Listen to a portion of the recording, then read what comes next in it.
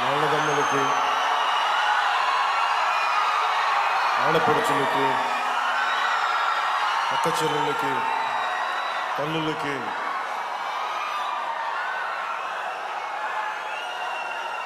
సలసల రక్తంతో మరిగే యువతకి,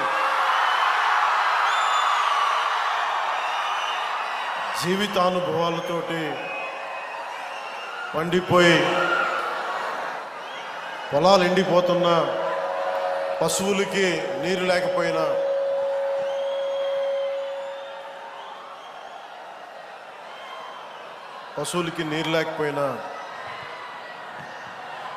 అన్ని బాధల్ని దిగమింగుకునే ప్రకాశం జిల్లా రైతాంగానికి నా హృదయపూర్వక నమస్కారం.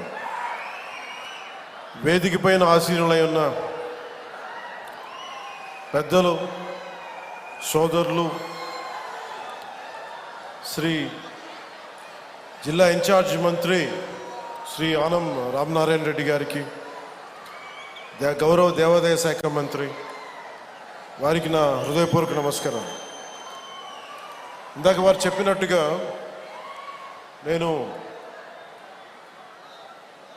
ప్రభుత్వ ఉద్యోగి కొడుకునవ్వబట్టి ప్రకాశం, నెల్లూరు దాదాపు ఒక 5-6 ఆంధ్రప్రదేశ్లో ఉన్న జిల్లాలని మా నాన్నగారి ఉద్యోగ రీత్యా ఇవన్నీ తిరగటం జరిగింది. సో అలాంటి నెల్లూరులో మేము ఉన్నప్పుడు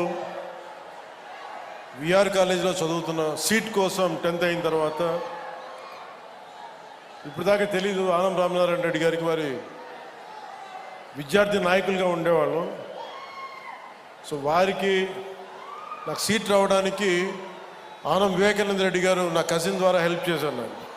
సో వారికి ఎప్పుడు థ్యాంక్స్ చెప్పుకునే అవకాశం రాలేదు. ఈరోజు వారికి సభాముఖంగా నా కృతజ్ఞతలు తెలియజేస్తాను.